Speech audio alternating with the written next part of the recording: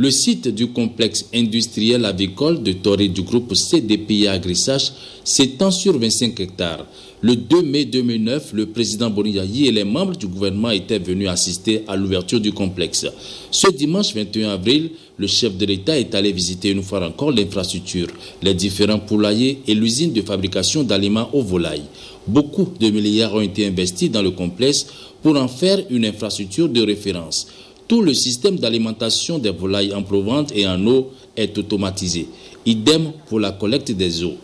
Le chef de l'État n'a donc pas manqué d'encourager les promoteurs qui, après 22 ans passés dans la distribution des produits congelés importés, se sont lancés dans la production locale.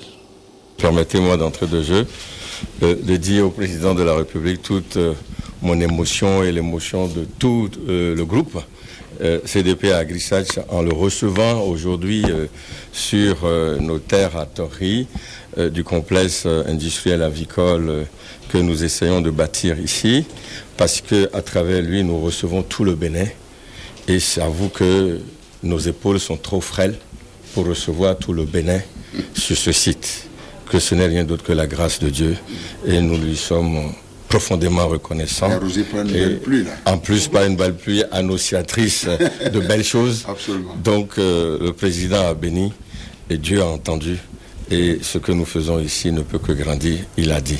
Donc, Monsieur le Président, à travers mes propos, recevez toute la gratitude du groupe que j'essaie de diriger depuis et surtout votre soutien à notre vision, à ce que nous essayons de réaliser.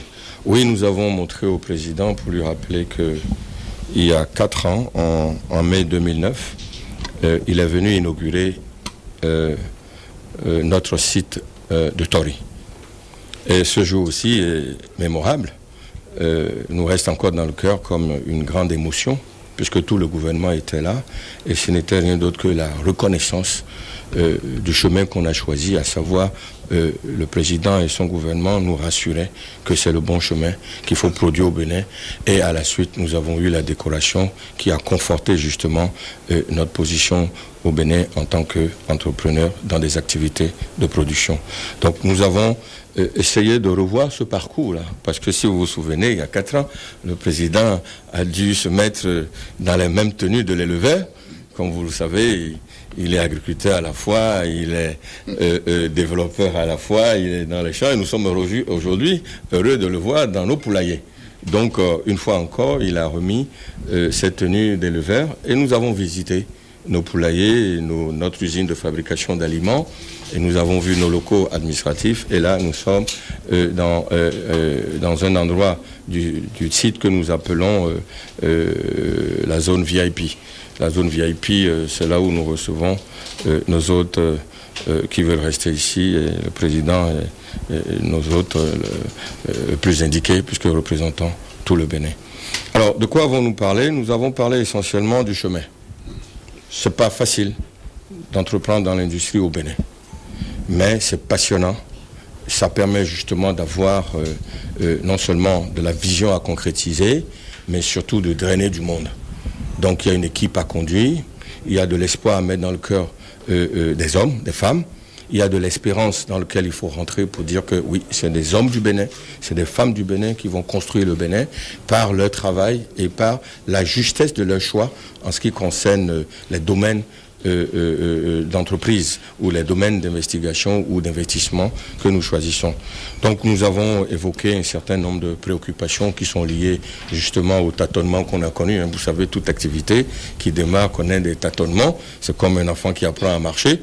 Il tombe 10 000 fois, mais 10 000 fois pour une fois, et plus une fois, il va se relever, et c'est ce que nous essayons de faire. Les difficultés que nous avons sur lesquelles nous avons échangé relèvent d'abord de l'énergie, la qualité de l'énergie, sa constance et son coût. Sinon, vous risquez de consommer les œufs et la chair que nous fabriquons au Bénin, un peu plus cher que ce qui éventuellement est importé. Nous avons, donc ça c'est les facteurs de production qui rencontrent quelques difficultés. Au rang des facteurs de production, nous avons d'énormes difficultés pour convoyer nos produits finis. Donc les pistes rurales ne sont pas bien entretenues et nous avons un certain nombre de doléances à faire au président tout à l'heure, quitte à les reprendre après. Nous avons des problèmes liés aux matières premières. Quand nous les avons en qualité, c'est jamais en quantité constante et à coût constant. Là, présentement, nous vivons une spéculation. La mesure dépasse déjà les 200 francs, alors qu'en fait, nous avons fait des calculs sur la base de 150 francs la mesure pour être rentable. Donc, le gap de 50 francs, qui c'est qui le prend en charge? Sous d'autres cieux, on bonifie ce gap-là et on trouve la formule pour que, à la limite, il y ait une bonification qui permette justement à d'autres structures de prendre ce gap à charge. Et donc, nous voyons en même temps qu'à ce niveau, il y a des possibilités de lancer d'autres filières, telles que la filière maïs jaune, la filière maïs tout court, la filière soja, et qui rentre à plus de 60% dans la composition de nos aliments. Donc, dans toutes ces visites, nous avons relevé ces préoccupations. Il y a des besoins de renforcement des capacités des ressources humaines. Vous savez que le problème de l'adéquation des formations données par nos universités, nos écoles, par rapport aux besoins de nos entreprises se pose aujourd'hui. Il est à saluer, c'est l'occasion que la prise en conscience par les universités et les écoles a commencé. Et nous allons pleinement nous y associer aussi pour que nous ayons davantage des acteurs bien formés pour les entreprises. Et ensuite, nous avons des problèmes de mise en marché, à savoir la concurrence était énorme. Ça vient du Nigeria et des fois, c'est des produits qui ne respectent pas des fois les normes. Et quand ça respecte, ça ne suit pas la voie normale. Permettez-moi le terme, c'est du bédia pour que ça rentre. Et donc, ça contrarie un peu un certain nombre de projections en termes de rentabilité. Ceci étant, ces difficultés ne nous éloignent pas du tout de nos objectifs. Au contraire, nous estimons que c'est justement ces difficultés qu'il faut braver. Il faut les affronter et corriger ce qu'il y a à corriger dedans et recréer un environnement favorable justement à l'émergence des industries au Bénin, surtout en passant par l'agroalimentaire. J'ai l'habitude de dire que si l'agroalimentaire ne se développe pas, l'agriculture aura quelques plombs dans l'aile. Pour deux raisons. Parce que l'homme a besoin de manger pour avoir un bon rendement. Ça, nous produisons pour nourrir l'homme. Et c'est le choix que nous, on a fait. Le deuxième élément, par le monde entier, on s'est rendu compte que l'agro-industrie a été le socle même du développement industriel. Et je crois que le président et son gouvernement l'ont aussi bien compris. Si vous voyez aujourd'hui tous les efforts qui se font, et surtout dans l'industrialisation, c'est orienté justement vers le développement industriel, agro-industrie. Et ça cimente l'agro-business. Donc nous sommes profondément dans l'agro-business sous tous ces volets-là. Donc il y a tous ces éléments que nous avons, sur lesquels nous avons eu des discussions pendant que nous faisions la visite. Et il se pose aujourd'hui les préoccupations d'accompagnement. C'est vrai que notre environnement a quelques difficultés pour créer un cadre favorable à l'entreprise. De quoi avons-nous besoin aujourd'hui, Monsieur le Président? Le cadre institutionnel n'est pas très favorable à l'émergence de ce type d'entreprise. Je donne pour exemple, quand vous prenez par exemple la directive de l'UEMOA, il y a une directive qui recommande que les œufs, par exemple, soient exonérés de TVA. Cette directive date de mars 2009. Et nous avons eu l'espoir, nous, en démarrant, et vous avez inauguré en mai, donc nous nous sommes dit, nous allons bénéficier de cette directive-là. Nous avons engagé des discussions avec l'administration fiscale. Nous avons rencontré tout le monde. Et ils nous ont dit de continuer à travailler. Aujourd'hui, nous sommes étonnés de voir que, on nous demande d'aller payer des TVA que nous n'avons pas collectés, par exemple. Ça fait partie des préoccupations que nous avons à la date d'aujourd'hui. Ça, c'est des préoccupations urgentes maintenant. La TVA, quand on est... Donc, il y a deux phases.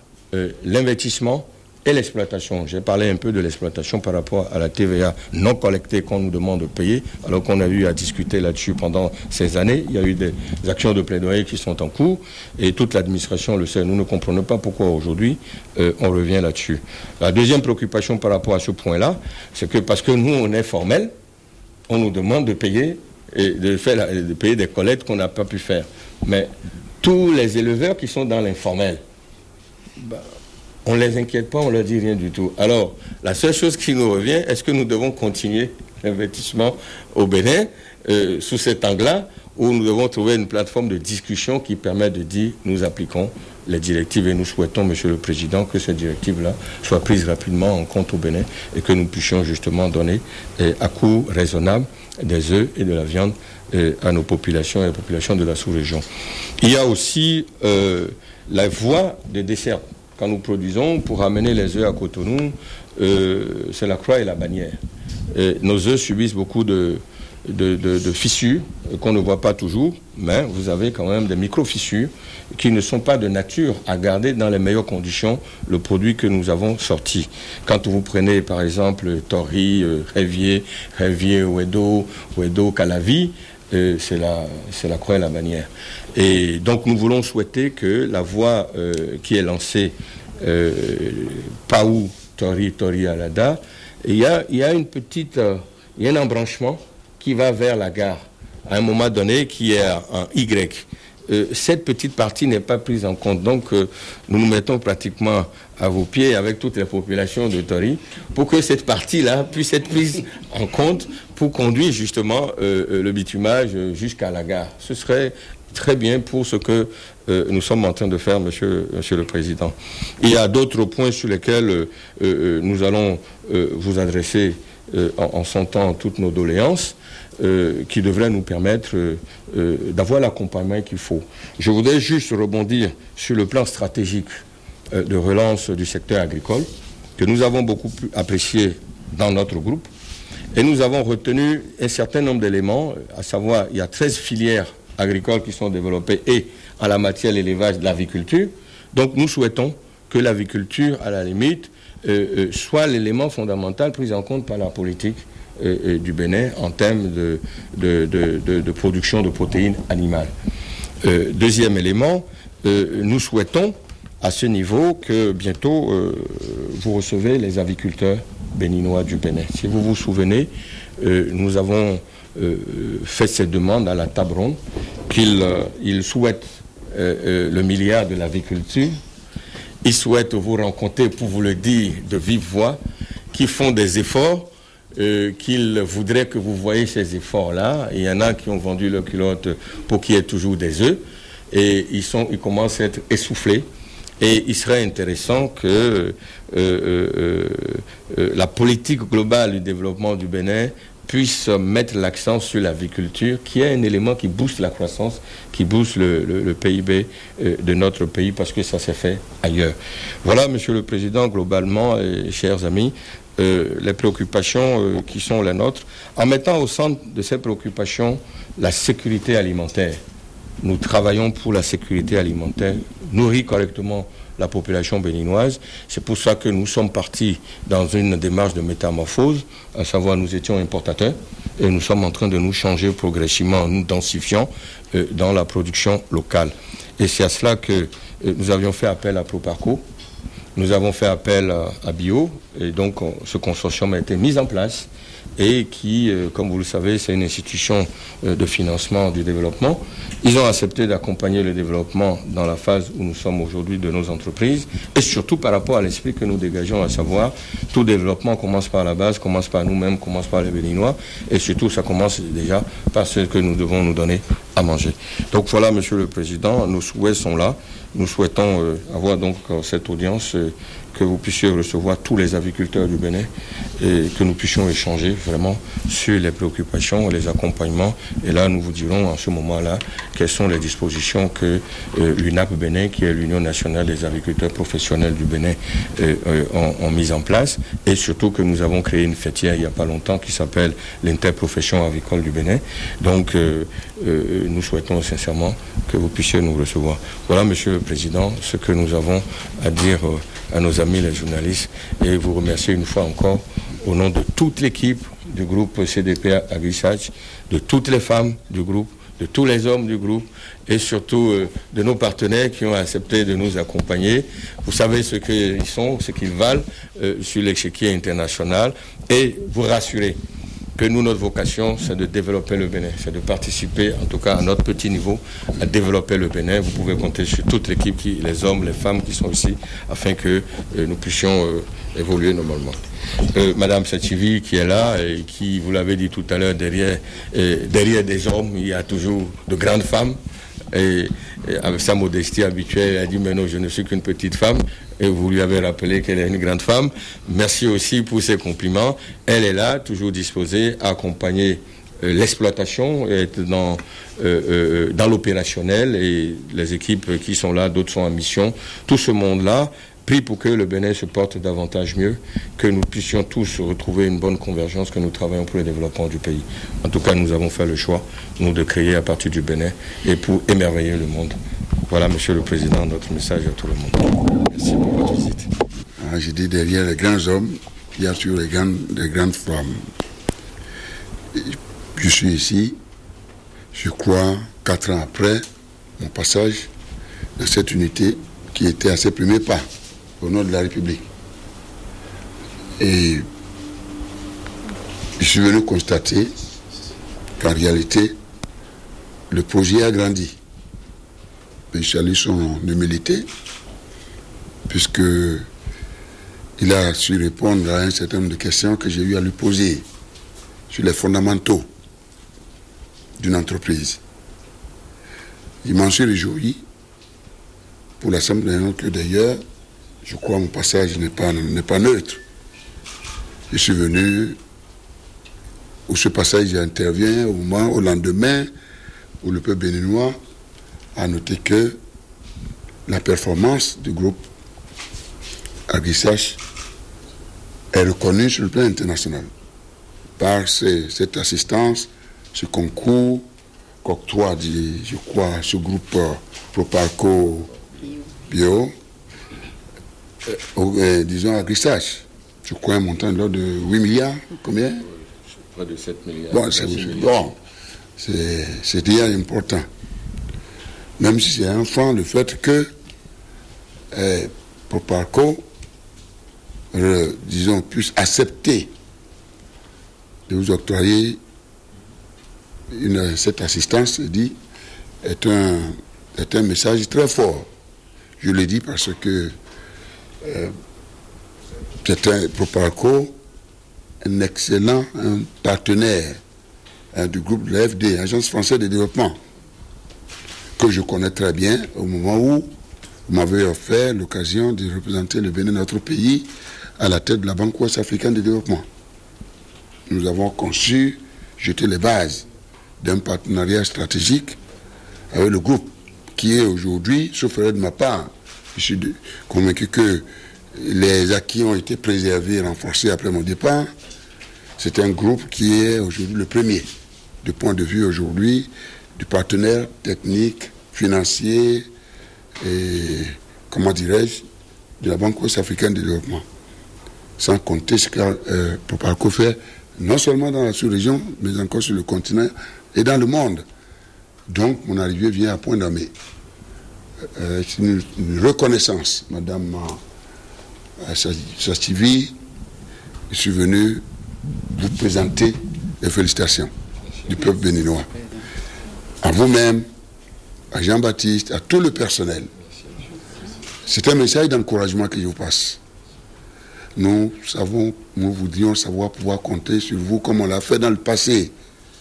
C'est pourquoi j'ai tenu à venir présider cette cérémonie d'inauguration. Et j'ai visité pratiquement vos premiers pas, c'est-à-dire les structures que vous avez mises en place.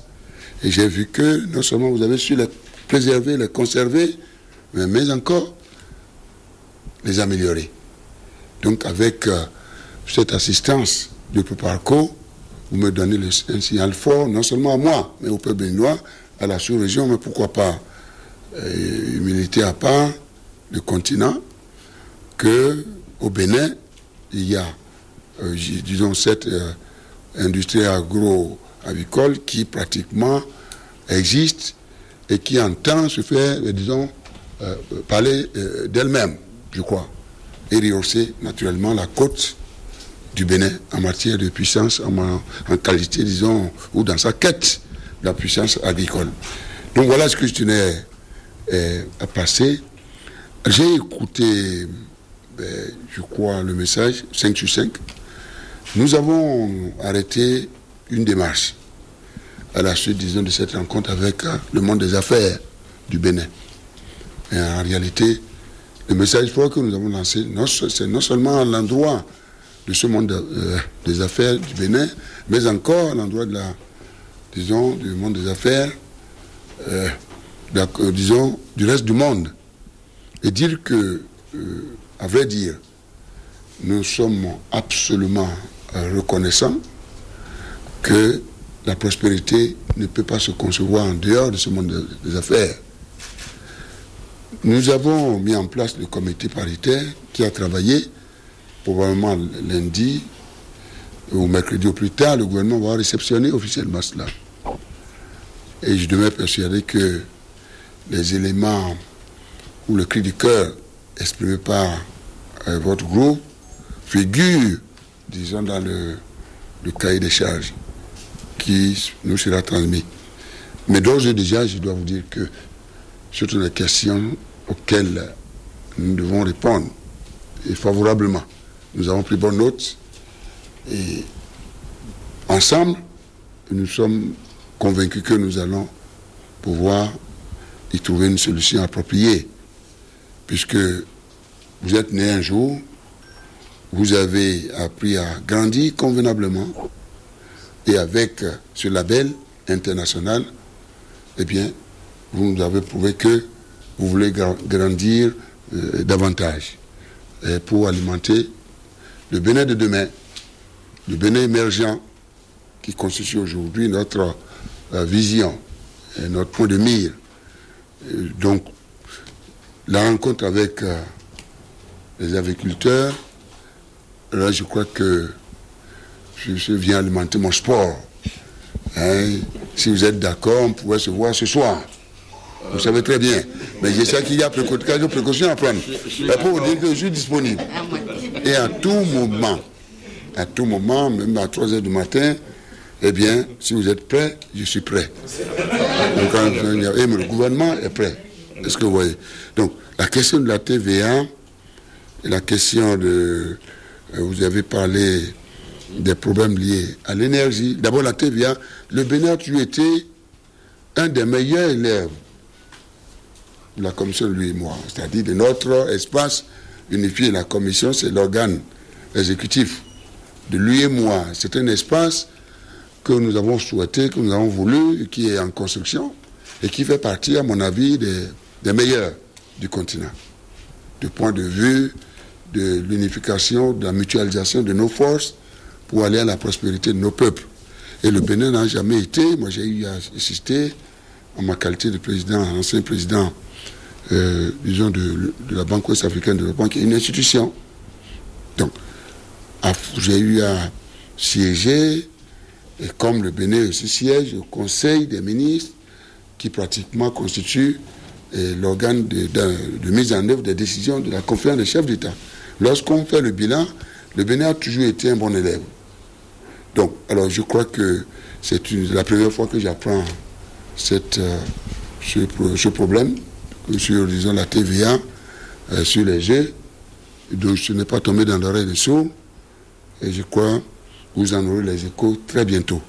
Et puis ça fait partie certainement des doléances qui ont été consignées, disons, dans le cahier des charges que nous sera remis, ceci en provenance, disons, du comité paritaire. Certainement que vous avez dû verser cet élément. Bon, le reste, la question de l'énergie, je vous rassure que vous avez parfaitement raison. On s'est expliqué un certain nombre de fois. En venant, je vous ai dit, mais comment vous gérez cette crise énergétique? Vous m'avez dit, vous avez tenté de vous mettre à l'abri avec votre groupe, mais on ne peut pas faire le développement avec un groupe. Vous voyez, un groupe surtout qui fonctionne sur, j'allais dire, du kérosène ou quoi, je ne sais pas, du gasoil, cher. Hein, ça coûte cher, ça ampute la productivité et la compétitivité. Donc, c'est pourquoi ceci est vrai, non seulement ceci est vrai pour vous, ceci est vrai pour toutes les industries, au-delà du cadre de vie que nous devons améliorer pour tous les Béninois. Vous voyez, la question d'assainissement, la question de la sécurité, etc. L'énergie participe pour tout, même pour produire l'eau, etc. En définitive, sans énergie, pour le développement. Nous en sommes conscients. Aujourd'hui, notre situation est précaire. 98% de notre consommation, on ne le dira pas assez. vient de l'extérieur. Le Ghana, pourtant, en délestage, 6 heures par jour. Le Nigeria, en délestage, 15 heures par jour. Ce n'est pas la solidarité sous-régionale que nous réussissons à obtenir ce que nous avons. Autrement, notre propre autonomie ne suffit pas. Donc, il faut absolument l'organiser. C'est pourquoi je vous dis, ça, par la grâce de Dieu Tout-Puissant, et dans les 18 mois, les 2 ans qui viennent, nous allons pouvoir trouver une solution appropriée à cela. Nous allons travailler dans le cadre de l'autonomie. Nous allons réduire notre vulnérabilité. Parce que il suffit que Abuja ou Accra ferme, ou Vadui, ou alors des pannes techniques, eh bien, tout le Bénin est dans le noir. Donc je crois que, réduire notre vulnérabilité, organiser notre autonomie, et dans cette perspective, nous allons diversifier.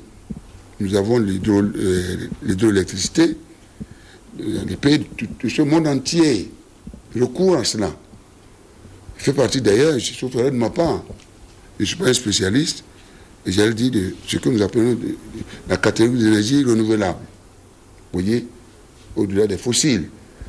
Donc, l'eau, et même ceux-là qui à un moment donné ont toujours, pour des raisons de l'environnement, ont toujours fait des choses, eh bien, sont en train de revoir leur copie et de revenir.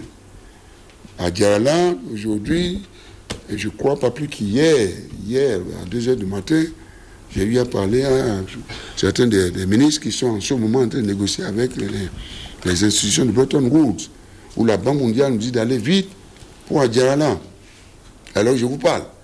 En tout cas, après avoir salué, disons, cet effort, notre volonté d'aller, disons, de régler la question d'Adjarala.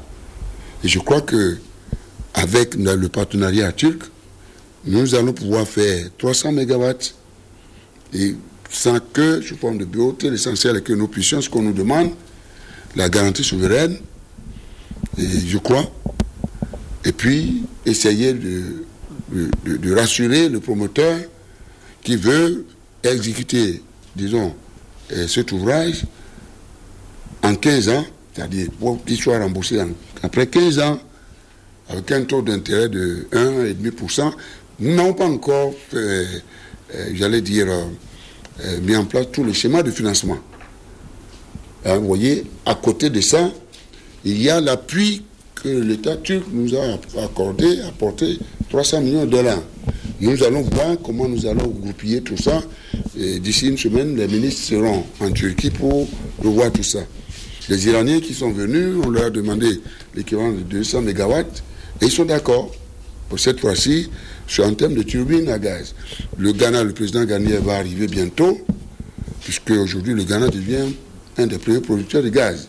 Bon, c'est pour ça compter maintenant sur la possibilité que nous offre aujourd'hui, j'allais dire, Abuja, avec le pipeline. Donc je crois que je demande un peu de patience. Nous sommes en train de rectifier l'erreur que nous avons commise dans le passé, nous tous, puisqu'on n'a pas bâti ce qui devait nous appartenir. Nous avons bien fait de nous mettre ensemble avec le peuple frère du Togo, la communauté économique du Bénin, mais qui a fait ses preuves, mais qui aujourd'hui semble dépassé par les difficultés du moment. Donc, autant nous allons renforcer la CEB, autant nous-mêmes nous allons renforcer nos capacités internes. Et chacun est en train de faire, le Burkina est en train de faire un barrage hydroélectrique, la Côte d'Ivoire vient de lancer le barrage de Soubré, etc. Donc nous ne sommes pas les seuls. Et nous avons estimé que les sites, si on voit la capacité de tous les sites aujourd'hui, c'est environ 600 mégawatts. 600 mégawatts que nous allons absolument mettre en valeur. Il n'y a aucun doute là-dessus. Je dis bien, diversification, aller vers le solaire. Écoutez, comme l'a dit le président Bolloré, eh bien, le soleil ne nous coûte rien. Hein? Donc, nous irons absolument très vite à cela. L'éolienne, nous allons introduire la biomasse, nous avons le canne à sucre, etc. L'essentiel est que nous puissions nous décider d'aller de l'avant. Donc, la question de l'énergie sera réglée. Bon, vous me direz, moi, ça fait déjà beaucoup, mais en tout temps, nous allons nous débrouiller. Non seulement pour préserver nos relations avec le Ghana et le Nigeria, qui d'ailleurs, le Ghana, à partir du mois d'août, promet doubler. On est parti de 10 MW à 60 maintenant MW. Et d'ici le mois d'août, septembre, on va porter à 120. Si on préserve les 200 MW du Nigeria, c'est la chose la moins chère. À peine, je crois, 38 francs le kilowattheure ou quoi, je ne sais plus. En tout cas, c'est la chose la moins chère. Nous allons nous accrocher à cela. Le Nigeria, j'ai toujours dit, entre le Nigeria et le Bénin, eh bien, je crois la meilleure vision est de travailler à la mutualisation des richesses des deux pays. Et vous voyez comment nous sommes en train... Je vais au Nigeria une fois par mois. Tout ceci, pour régler toutes ces questions-là.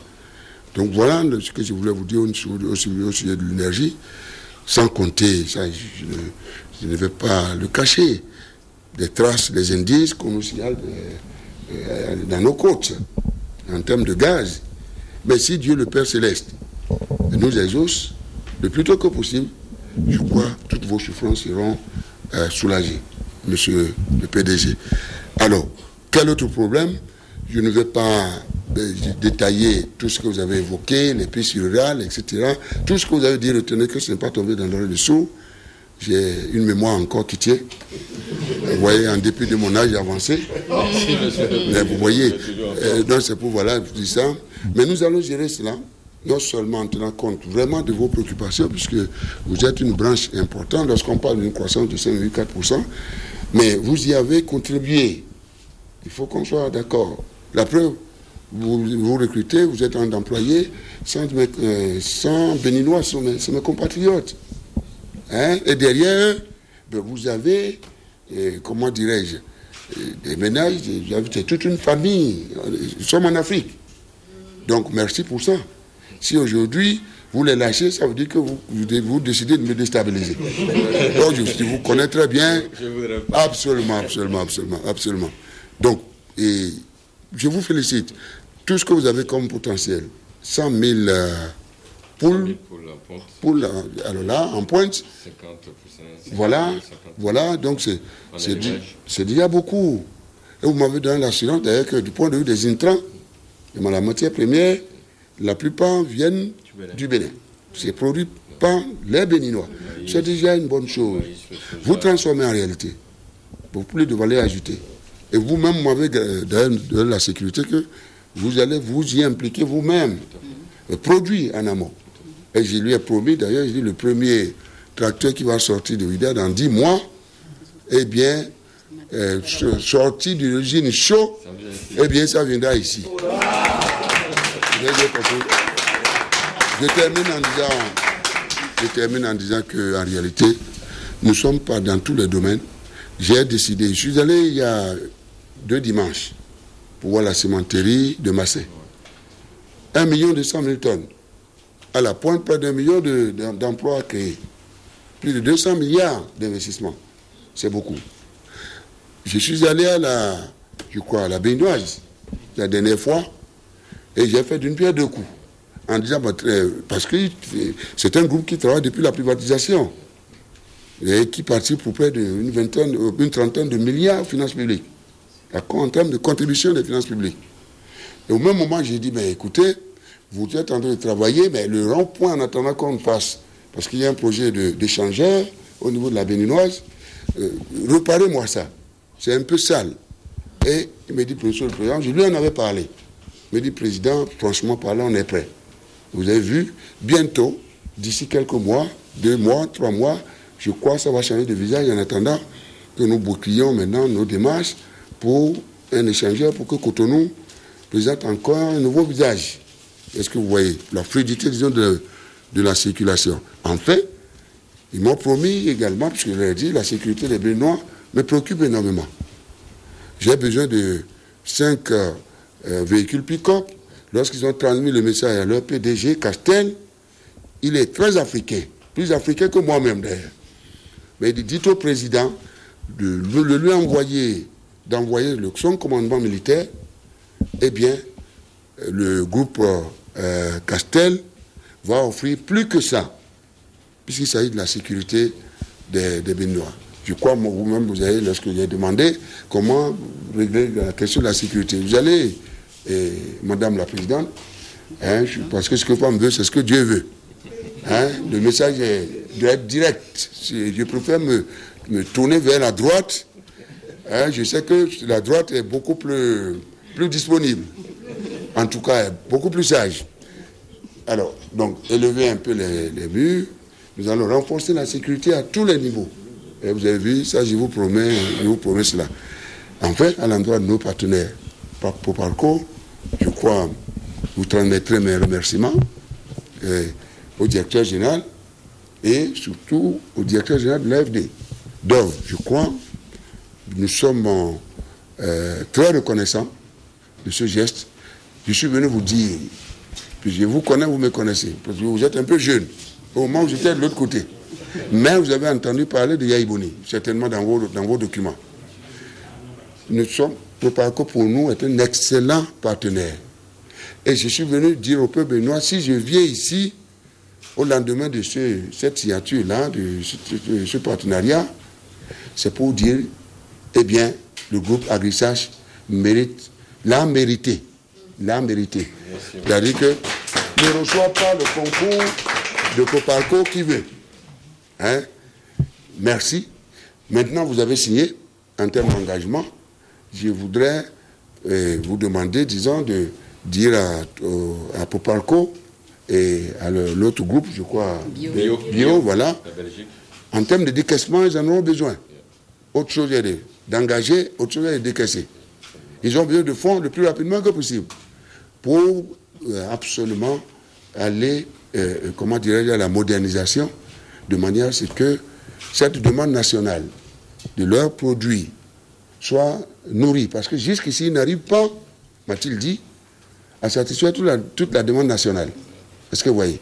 Donc, dites que le président du Bénin, vous d'abord, je dis reconnaissant de ce geste, de ce partenariat, qui sera fructueux par la grâce de Dieu, et souhaite qu'au-delà des engagements, au-delà des signatures, que nous passions le plus tôt que possible à la phase du décaissement. Hein, je les connais. Je suis une garantie solide. Parce que derrière moi, il y a tout le peuple béninois. Vous comprenez? C'est un label quand même très, très recherché. Vous comprenez bien? Donc, merci beaucoup. Décaisser rapidement pour leur permettre d'aller rapidement à la modernisation. À tout le personnel, beaucoup de sagesse. Pas de grève ici. Je crois que je n'ai jamais entendu parler de grève. J'en suis heureux. Continuez. Le groupe vous appartient. C'est votre maison. J'allais dire vos épouses et vos époux. Hein? Donc, essayez de les appuyer pour que cette unité soit citée non seulement au-delà des frontières du Bénin, au-delà des frontières du continent. Eh bien, pour que nous puissions, comment dire, la communauté internationale puisse en parler un jour. Mais déjà avec ce partenariat, à mon avis, eh bien, l'information a déjà fait le tour du monde entier. Et avec mon passage de ce jour, encore une fois, que Dieu vous bénisse et que Dieu bénisse notre chère patrie, notre sous-région. Et beaucoup de courage. Donc, à très bientôt. Merci beaucoup.